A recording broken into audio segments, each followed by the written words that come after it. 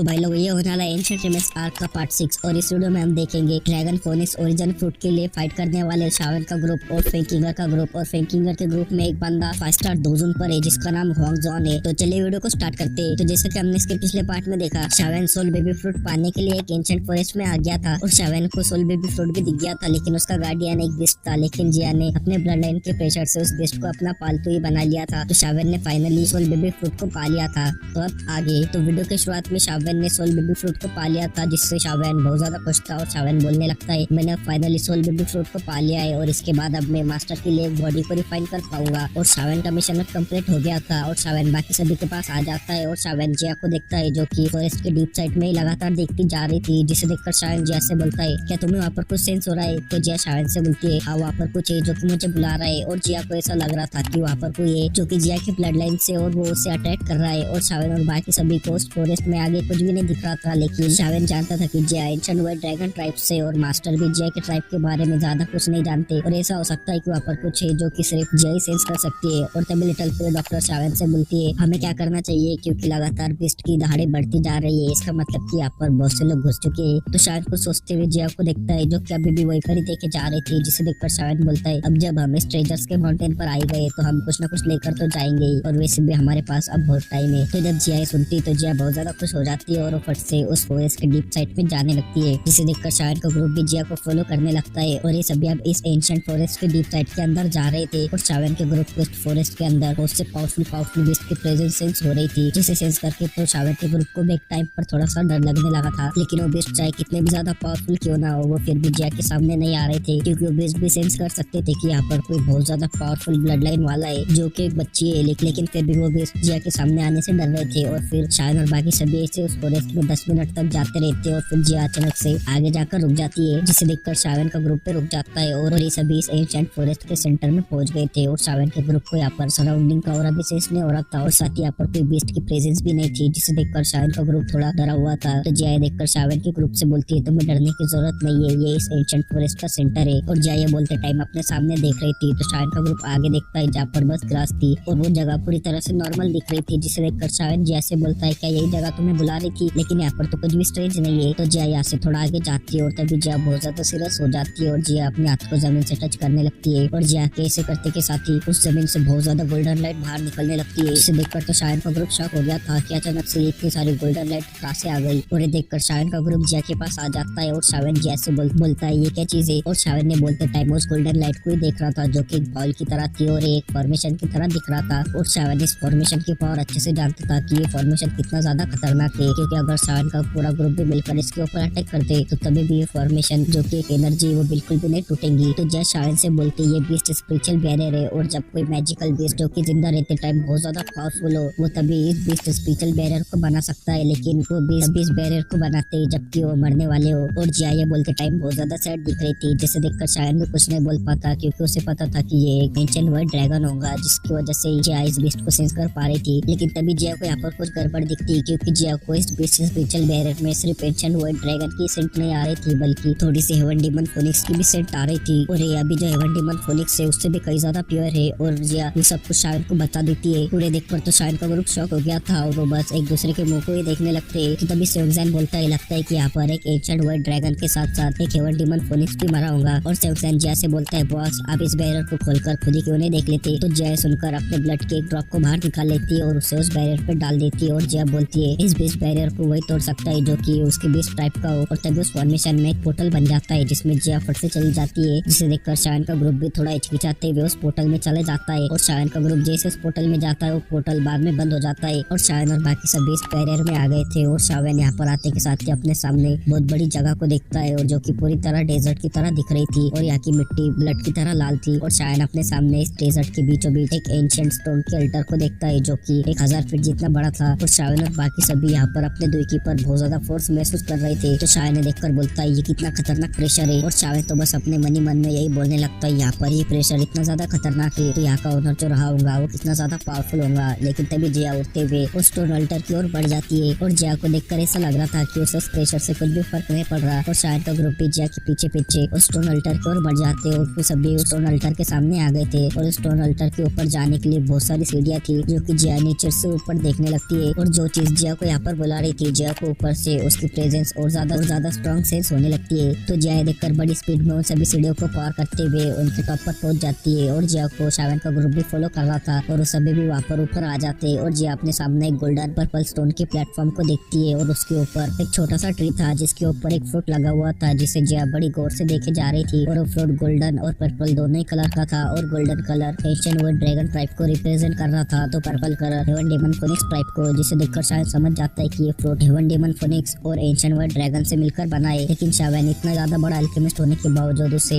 इस फ्रूट के बारे में कुछ भी पता नहीं था, जिसे देखकर शावन बोलता है इस वर्ल्ड में ऐसा यूनिक ट्रेजर भी हो सकता है। और तभी लिटिल फेरो डॉक्टर बोलती है लगता है कि जो हमें पावर का प्रेशर महसूस हो रहा था वो इस ड्रैगन फोनिक्स फ्रूट में से आ रहा था। तो सुनकर शावन तो बहुत ज्यादा हैरान था। तो तभी जिया सभी को बोलती है ये ड्रैगन फोनिक्स ओरिजिन फ्रूट है जिसके बारे में हमारे ट्राइब के एंशिएंट बुक्स में लिखा है और वो कोई हेवन डेमन फोनिक्स नहीं है बल्कि वो एक एंशिएंट हेवन फोनिक्स है जो कि हेवन डेमन फोनिक्स ट्राइब के एंसेस्टर है। और जिया अपने सामने दो स्केलेटन देख पा रही थी और जिया उसी को देखकर ये बोल रही थी जिसमें से एक तो एंशिएंट वर्ड ड्रैगन का स्केलेटन था तो दूसरा एंशिएंट हेवन फोनिक्स का। और जिया बोलती इस ड्रैगन फोनिक्स ओरिजिन फ्रूट को 10% चांस तक बॉर्न होने के लिए एंशिएंट वर्ड ड्रैगन और एंशिएंट हेवन फोनिक्स की लाइफ फोर्स लगती है। और अभी तक हेवन डेमन फोनिक्स ट्राइब के हिस्ट्री में ये फ्रूट 5 टाइम से अपीयर हुआ है और आज ये 6 टाइम है। और ये बोलते हुए जिया बहुत शॉक हुई थी। और तभी जिया अपने सामने एंशिएंट वर्ड ड्रैगन और एंशिएंट हेवन फोनिक्स के स्केलेटन को देखती है और जिया इन्हें देखकर बोलती है अच्छा तो ये यहाँ पर एक साथ ही मारे गए। और शायद भी देखकर बोलता है ये इतने ज्यादा पावरफुल बेस्ट यहाँ पर एक साथ ही मारे गए, शायद इनमें दोनों में फाइट हुई होंगी और ये एक ही साथ फाइट में मारे गए। लेकिन इनके मर जाने की वजह से यहाँ पर एक ड्रैगन फोनिक्स ओरिजिन फ्रूट फॉर्न हो गया जो कि एक बहुत ज्यादा रेयर ट्रेजर है। और तभी जिया सभी से बोलती है एंशिएंट टाइम में हमारे एंशिएंट वर्ड ड्रैगन और इस एंशिएंट हेवन फोनिक्स के बीच बहुत खतरनाक दुश्मनी थी और ये जब भी एक दूसरे को देखते थे वो एक दूसरे से फाइट करने लग जाते थे और शायद से ये दोनों ऐसे ही यहाँ पर फाइट करते करते मारे गए हो। लेकिन जो एंशिएंट वर्ड ड्रैगन था वो एंशिएंट हेवन फोनिक्स से ज्यादा पावरफुल था जिससे उसका बेस्ट बैरियर बाहर था। तो शायन भी अपना सर हिलाते हुए जिया से बोलता है अब तुम्हारा क्या करने का प्लान है, क्योंकि शावन सभी चीजों के बारे में जानता था लेकिन शावन ने तो इस ड्रैगन फोनिक्स ओरिजिन फ्रूट के बारे में तो सुना भी नहीं था। तो इसलिए शायन को समझ नहीं आ रहा था कि अब क्या किया जाए। तो जिया शायन से बोलती है मुझे किसी भी तरह से इस ड्रैगन फोनिक्स ओरिजिन फ्रूट को पाना ही होगा, क्योंकि अगर हम इसे नहीं लेते तो हेवन डेमन फोनिक्स ट्राइब के लोग इसे ले जाएंगे जिससे वो एक अल्टीमेट बेस्ट में तब्दील हो जाएंगे जिनके पास ड्रैगन और फोनिक्स दोनों की ब्लड लाइन होगी और इससे हमारे एंशिएंट वर्ड ड्रैगन ट्राइब को खतरा है। तो सुनकर शायन जिया से फट से बोलता है तो फिर देरी किस बात की, जाओ और जल्दी से उस फ्रूट को लेकर आ जाओ, क्योंकि शावन के हेवन डेमन फोनिक्स ट्राइब से पहले ही पंगे चल रहे थे और ऐसे में वो और ज्यादा पावरफुल हो गए तो शावन के लिए खतरा है। तो जिया भी फट से उस फ्रूट को लेने के लिए जाने लगती है लेकिन तभी अचानक से सभी को यहाँ पर बहुत सारे लोगों की प्रेजेंस सेंस होती है और तभी उस बेस्ट बैरियर के अंदर से बहुत से लोग नीचे उतरते जो कि हेवन डेमन फोनिक्स ट्राइब से थे। और शावन का ग्रुप तो इन्हें देखकर बहुत शॉक हो गया था और उस ग्रुप में फेंकिंगर ली जुनजे और बेस्ट ट्राइब के 2 लीडर और साथी 2 और बुड्ढे थे और कई सारे डिसाइपल्स भी थे। और फेंकिंगर का ग्रुप हवा में था जिससे फेंकिंगर को वो ड्रैगन फोनिक्स ओरिजिन फ्रूट दिख जाता है और फेंकिंगर तो ये देखकर बहुत ज्यादा शॉक हो गई थी और शॉक होती हुई चिल्लाती हुई बोलती क्या ड्रैगन फोनिक्स ओरिजिन फ्रूट। और जिया भी देखकर रुक गई थी और जिया भी इन्हें देखने लगती और जिया को ड्रैगन फोनिक्स ओरिजिन फ्रूट पाने के लिए टाइम लगने वाला था लेकिन जिया को तो ये हेवन डेमन फोनिक्स ट्राइब के लोग बिल्कुल भी टाइम नहीं देने वाले थे। तो शायन भी देखकर अपने ग्रुप से बोलता है फाइट करने के लिए तैयार हो जाओ, क्योंकि शायन जानता था फेंकिंगर फेनिक्स ट्राइब से और ये फ्रूट को तो अपने हाथ से बिल्कुल भी जाने नहीं देंगी क्योंकि ये एक बहुत ज्यादा रेयर ट्रेजर है और अब इस फ्रूट की वजह से यहाँ पर एक ब्लडी बैटल होगी। और सेउंगजैन तो ये देखकर अपने हाथों को चटकाते हुए बोलता है अरे वाह अभी तो अब इन बर्ड्स को मारने में मजा आएगा। और तभी फेंकिंगर शायद से गुस्से में बोलती शावन तुम जल्दी से अपने ग्रुप को लेकर यहाँ से निकल जाओ नहीं तो आज तुम्हारी ग्रेव यही बनेगी। लेकिन शायद तो इसे इग्नोर कर देता है और शावन फेंकिंगर के लाइनअप को देखता है जिसमें ले जुनजे और दोबी ट्राइब के लीडर और साथी 2 और बुड्ढे थे जिनकी पावर 2 जून की थी, जिसे देखकर शायन बोलता है फेंकिंगर के लाइनअप में फाइट 2 जून से और मैं अगर मेरे स्काई डेमन पपेट और साथी मैंने जो अभी